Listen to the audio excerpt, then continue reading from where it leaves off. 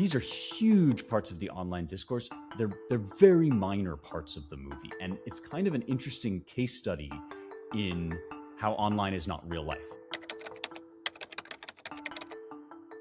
Hi, Spencer. Thanks so much for joining us. You and I have both written pieces on Homer's Odyssey this week. The news peg, of course, is the brand new movie from director Christopher Nolan. I have not seen the movie. You have seen the movie. So, Spencer, I want to start with just a Siskel and Ebert simple consumer question.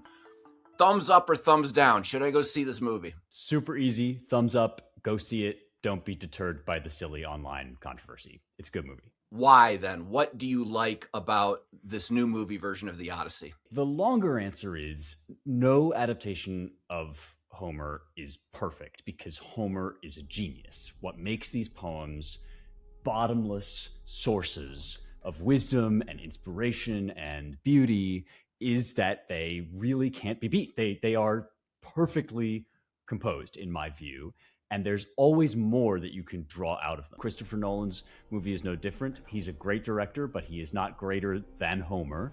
His interest is in these big mythic set pieces and these giant kind of philosophical themes. One of my favorite things about this movie is that it doesn't have the usual modern hesitation or fear about the supernatural. Nolan is not great about the gods, but he's really good about the monsters and the myths and the legendary parts of the story. So that's there on screen in a way that we haven't gotten in a long time. He makes some changes to the story that I think purists will be angry about. I don't want to spoil too many of them. If there's something in Homer that you feel is missing from this adaptation, or if you're excited by this adaptation and you want to know where all this good stuff comes from, go read the poem. Anything that you're mad about the movie not doing, the great news is we have this incredible cultural treasure that we can be celebrating off the back of this movie as well. And I think Nolan's failures, such as they are, don't touch that. One criticism a lot of people have made online about this film, from having just seen the trailer or maybe certain assumptions, they've wondered, is it woke? The caricature that took shape online was that this was going to be the trans Odyssey. It was going to be Odyssey decked out in a rainbow flag, and every scene was going to be about how women aren't respected in ancient Greece. And that's just not what's happening in the movie. It's gotten blown so far out of proportion that, Lupita Nyong'o, who's Black, is playing Helen, and he's cast Elliot, formerly Ellen Page, this trans person, in one of the roles. These are huge parts of the online discourse. They're very minor parts of the movie. And it's kind of an interesting case study in how online is not real life. It's no more woke than like pre-2020s average Hollywood. Nolan's not a right-winger by any stretch of the imagination, but neither is he trying to make this into some kind of crusade for Black trans disabled rights or something like that. I was interested in the singer role in this film, not necessarily because of the race of the actor, but because it harkens back to the oral tradition out of which this story emerged. And that was a subject of my free expression column this week, which was the discovery that this was not always a written text, but that it comes out of a tradition of singers and people who performed extemporaneously, and that it would change with every performance, really. And the guy who figured that out was an American scholar called Milman Parry. The guy proved it, really. And it's embedded in something that a lot of readers are familiar with, which is the repetition of certain stock phrases. A big part of the reason Milman Parry said is because it helps the poet hit the meter, the dactylic hexameter in which he's performing the song. Yes. And he needs these stock phrases to do that. He says this is the evidence that this is actually originally an oral poem. But 100 years ago, it took a young American scholar to figure this out. He saw it in the text, then he went out into the field and listened to the last remaining epic singers who were in the former Yugoslavia, these illiterate singers who would perform these long songs, sometimes going on for days, and they were doing exactly the same thing. And Milman Parry is like, aha, this is what Homer was doing. These are his authentic airs, and this comes out of an oral tradition. Something that I think is really cool about that is the Odyssey itself is obviously really self-aware. It's even been called kind of postmodern in this way. that Odysseus is telling most of the most famous parts of the story. It's not Homer himself who tells you about Scylla and Charybdis. It's Homer telling you about Odysseus telling his friends about this story. And so from the beginning, the story is a retelling. The original is a retelling. So adapting this poem in a weird way is kind of a way of being faithful to it and passing the story along and telling different versions of it too. Spencer, you've read Homer in Homeric Greek, but most of us won't have that opportunity.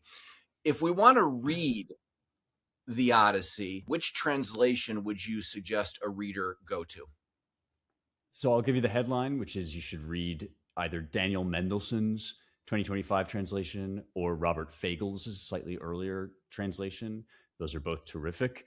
But I'll also say there are a lot of great translations of the Odyssey. It's obviously one of the most translated texts. As you indicated earlier, this is a really listenable poem, even in translation. That rhythm of dactylic hexameter, which you mentioned, is a rhythm, right? Andra moi enne pemusa polutrapon hos malapala plankthev. You can hear the way that it kind of trips along in this dactylic hexameter rhythm.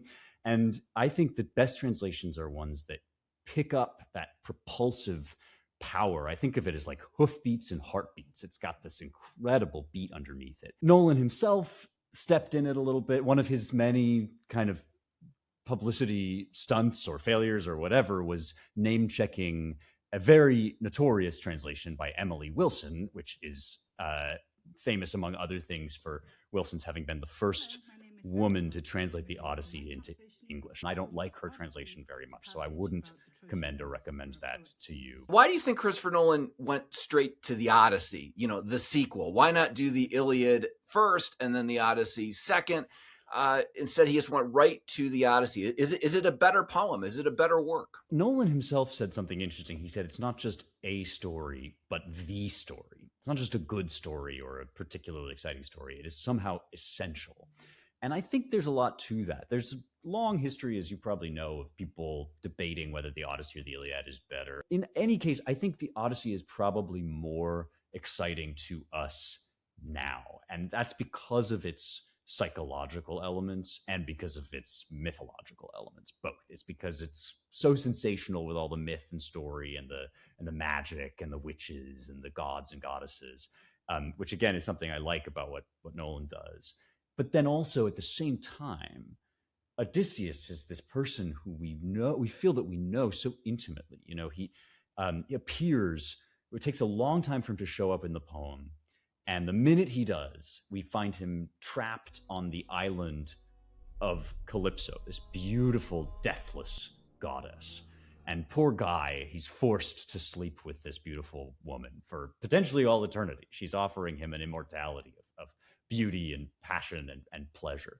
And basically the first thing out of his mouth is, look, I know that all of these things are great, but none of it can compare to my home. Help me go home. So much of the poem is just about unfolding the different layers of external and internal obstacles to coming home from war. And that's such a recognizable, relatable thing. We know war veterans who struggle with this, of course, but we all, in various ways, I think, have to clear away the obstacles between our truest selves and the things that get in our way or attract us or kind of lead us astray. So that combination of mythic greatness with personal relatability, I think that's probably what drew Nolan to it, makes him think of it as this core story. And that's definitely something that people still connect with and will connect with for as long as the poem endures, which will hopefully be as long as humanity endures.